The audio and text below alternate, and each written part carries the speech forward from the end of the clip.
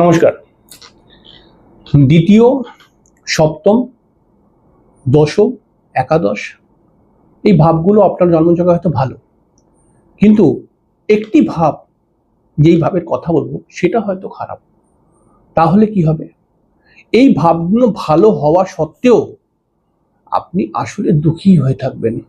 হ্যাঁ, কিছু মানুষ রয়েছে, তারা জীবনে তাদের স্ট্রাগল, তাদের বুদ্ধি খাটিয়ে পরিশ্রমের মাধ্যমে বেশ কিছু টাকা অর্থ উপার্জন করেছে। বেশ কিছু টাকা অর্থ উপার্জন করে তার ছেলে বউকে ছেলে বউয়ের পেছনে খরচা করা, ছেলের জন্য, ওয়াইফের জন্য সেভিংস করা, ছেলেকে ভালো স্কুলে পড়ানো, তার হয়তো দ্বিতীয় ঘর ভালো, সেভিংসও ভালো করে নিয়েছে, সে হয়তো একাধিক সম্পত্তি করে নিয়েছে, তার সপ্তম ভাব ভালো, সে হয়তো ভালো একটা মেয়ের সঙ্গে বিয়ে করতে পেরেছে, বিবাহিত জীবনে যথেষ্ট এনজয় করেছে, বা ভালো ব্যবসা আছে তার, হয়তো তার দশম ভাব ভালো, সে হয়তো ভালো কাজবাজের সঙ্গে যুক্ত রয়েছে, অনেকে আছে এরকম কাজবাজের সঙ্গে যুক্ত রয়েছে ভালো, বা হয়তো একাদশ ভাব ভালো, যে সে কিন্তু ভালো ইনকাম করে।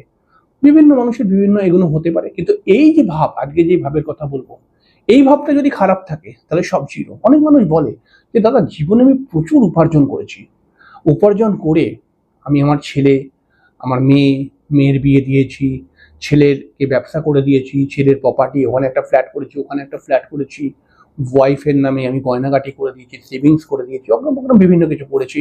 কিন্তু দাদা, আজকের দিনে আমি দাঁড়িয়ে বলবো যে আমি সব থেকে দুঃখী মানুষ। এত কিছু করেও আমি মন থেকে যেন সুখী নয়। ঠিক আছে, মানে আমার ছেলেরা হয়তো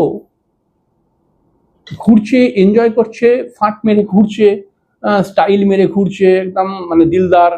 ঠিক আছে, কোনো কোনো সময় বারে গিয়ে পয়সাও উড়িয়ে দিচ্ছে, কিছু কিছু কিছু মানুষ বলে। কিন্তু দাদা বিশ্বাস করুন, দোকান থেকে এক কাপ চা খেতে গেলে আমি একটু ভাবি। বিশ্বাস করুন, আমার পয়সা করি তো আমি জীবনে প্রচুর কামিয়েছি স্ট্রাগল করে, যাই হোক করে আমার ছেলে বউয়ের জন্য সবকিছুই করে দিয়েছি, মেয়েটারও বিয়ে দিয়ে দিয়েছি।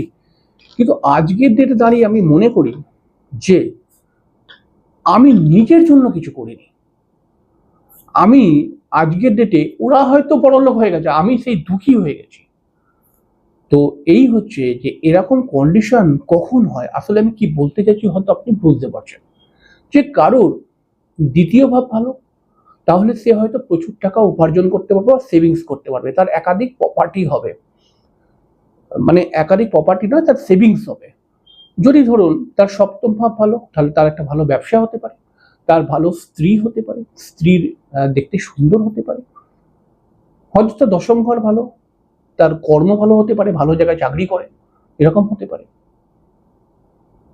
তার 11th হাউস ভালো, তার হয়তো ইনকাম সোর্স খুব ভালো রয়েছে, তার ভগবানের কৃপায় তার ভালো উপার্জন হয়। কিন্তু চতুর্থ ভাব যদি কারোর খারাপ থাকে, তাহলে আসলে সে কিন্তু মনের থেকে দুঃখী হয়ে পড়বে। চতুর্থ ভাব, চতুর্থ ভাবের অধিপতি যদি জন্মছকে খারাপ হয়ে যায়, তাহলে একজন মানুষের কত অর্থ আছে, কত সুন্দর ওয়াইফ আছে, কত ভালো চাকরি আছে, কত বড় ব্যবসা আছে, কত জীবনে ইনকাম আছে, এগুলো কিছু ম্যাটার করে না। চতুর্থ ভাব যদি খারাপ হয়ে যায়, আপনি হয়ে যাবেন দুঃখী, আপনার পয়সা অন্য কেউ ভোগ করবে। তাহলে সনাতনী বৈদিক জ্যোতিষ বলছে যে চতুর্থ ঘরের মধ্যে যদি কোনো অশুভ গ্রহ এসে যায়, তাহলে পরে কি হবে? চতুর্থ ঘরের মধ্যে কোনো অশুভ গ্রহ এসে গেলে পরে সব সময় আপনার পরিবারের মধ্যে একটা এমন অশান্তি আপনাকে নিয়ে তৈরি হবে, যেটার কারণে আপনি সবসময় মন মরা হয়ে থাকবেন, আপনি সবসময় নিজেকে দুঃখী দুঃখী ফিল করবেন, আপনি সবসময় মনে করবেন যে আমি এত যে আমার পরিবারের জন্য করার চেষ্টা করছি, সবই তো ভূতের বেগার খাটছি, এরকম আপনার ফিলিংস আসবে। চতুর্থ ঘরের অধিপতি যদি কোনো অশুভ স্থানে চলে যায় বা অশুভ গ্রহের দ্বারা পীড়িত হয়ে যায়, তখন কি হবে? তখন দেখা যাবে যে আপনি পরিবারের জন্য হয়তো প্রচুর পরিশ্রম করে পরিবারের জন্য কিছু করার চেষ্টা করলেন, কিন্তু সেই পরিবারই আপনাকে বলবে যে কি করেছো তুমি, বা কি করেছিস তুই, ঠিক আছে, আমাদের কপালে ছিল বলে হয়ে গেছে, ঠিক আছে, এরকম করে আপনাকে অ্যান্টি কথা বলতে শুরু করে দেবে, এবং যেটা শুনে আপনার দুঃখ এসে যাবে, আপনার চোখে জলও এসে যাবে কোনো কোনো সময়। আপনি ভাববেন যে যাদের জন্য এত লড়াই, এত স্ট্রাগল, এত পরিশ্রম করে আমি একটা বাড়ি করে দিলাম যে যাতে তারা ভালো করে থাকতে পারে, বা একটা কিছু করে দিলাম, হ্যাঁ, একটা প্রপার্টি বা সম্পত্তি করে দিলাম, কিন্তু তারপরে আজকে আমাকে বলছে যে তুমি কি করেছো। মানে এর থেকে বড় দুঃখ আর কি হতে পারে। আসলে চতুর্থ ঘরের অধিপতি যদি খারাপ থাকে না, বা চতুর্থ ঘরে যদি অশুভ গ্রহ থাকে, তখন কি হয় যে আপনি হয়তো অন্য কারোর জন্য অনেক কিছু করে দিয়েছেন, কিন্তু আসলে আপনি সুখ পাননি, কারণ চতুর্থ ঘর হচ্ছে সুখের ঘর। সুখের ঘরের অধিপতি যদি কোনোভাবে ডিস্টার্ব হয়ে যায়, তখন কিন্তু সাধারণভাবে দেখতে পাওয়া যাবে যে আপনি অনেক চেষ্টা করেও সুখ পাচ্ছেন না, আপনি অনেক চেষ্টা করেও একটু হাসতে পারেন না মন খুলে, আপনি অনেক চেষ্টা করেও লোকের সঙ্গে একটু মন খুলে কথা বলতে পারেন না। আপনি হয়তো যাদের জন্য করেছেন পরিবারের মধ্যে, তারা হয়তো এনজয় করছে, তারা মজা করছে, তারা হয়তো কোনো কোনো সময় দেখা যাচ্ছে যে বড় গাড়ি করে ঘুরে বেড়াচ্ছে, কিন্তু আপনিও হয়তো গাড়ি করে যাচ্ছেন, কিন্তু মনে আপনার খুশি আনন্দ নেই। তাহলে এটা হচ্ছে চতুর্থ ভাবের জন্য।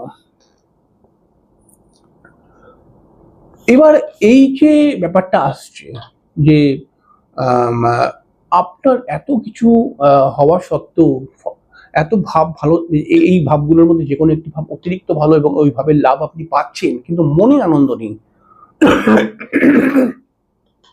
মাফ করবেন। তো এখান থেকে বেরোতে গেলে পারে কি করতে হবে ভালো করে বুঝে নিন। এখান থেকে যদি আপনি বেরোতে চান এবং মনে যদি আনন্দ পেতে চান এবং মন খুলে যদি লোকের সঙ্গে গল্প করতে চান এবং চতুর্থ ঘরটিকে আলটিমেটলি ভালো করতে চান, যে আপনার গৃহের মধ্যে অশান্তি পরিবেশ, বারবার আপনাকে নিয়ে প্রবলেম হচ্ছে, বারবার আপনার পরিবারের লোকজনরা আপনাকে হয়তো এমন কিছু কথাবার্তা বলছে যেটা শুনে আপনার মনটা দুঃখ হয়ে পড়ছে বারবার। তো এইখান থেকে যদি আপনি বেরোতে চান, তাহলে কি করতে হবে? এখান থেকে বেরোতে গেলে পারে প্রত্যেক দিন কেশর আর একটুখানি হলুদ অথবা অষ্টগন্ধা একসঙ্গে মিশিয়ে কপালে, গলায়, নাভিতে 3টে করে ফোঁটা দিন, ঠিক আছে, ওম গুরুবে নমঃ বলে। এটা প্রতিদিনের একটা রুটিন করে দিন। তখন দেখবেন এটা করে দেওয়ার পরে পরিবারের মধ্যে আপনি সম্মান পেতে শুরু করছেন, পরিবারের লোকরা আপনাকে খুঁজছে, পরিবারের মধ্যে মানে ঘরের মধ্যে প্রবেশ করে আপনি একটা ভালো ফিল করছেন। কারণ চতুর্থ ভাব যদি খারাপ হয়ে যায় না, অনেকে বলে যে আমি বাইরে ভালো থাকি, কিন্তু ঘরে যখনই চলে যাই না, একটা আলাদা টেনশন চলে আসে, মন মেজাজ খারাপ হয়ে যায় কেমন। তো এইটা করে আপনি কিন্তু ব্যাপারটাকে রিকভার করতে পারবেন। এবং প্রত্যেক দিন আপনি কপালে, গলা এবং নাভিতে হলুদ, এই সরি কেশর আর হলুদের ফোঁটা দিন, বা কেশর এবং আপনি কি বলে অষ্টগন্ধাকে মিলিয়ে আপনি ফোঁটা দিতে পারেন, অষ্টগন্ধা দিয়েও হবে। তো সেটা করুন, আপনি প্রতিদিন একটা রুটিন করে দিন। দেখুন আপনার এই পারিবারিক অশান্তি, মানসিক অশান্তি ধীরে ধীরে ধীরে ধীরে কম হয়ে যাবে, এবং আপনি আস্তে আস্তে করে খুশি বা হ্যাপি বা খুশি মানে খুশ মেজাজে থাকবেন। তো এটা একটা সামান্য কথা বললাম। পরের দিনকার একটি অনুষ্ঠান নিয়ে চলে আসবো। ততক্ষণের জন্য নমস্কার, অনেক অনেক অনেক ভালো থাকবেন।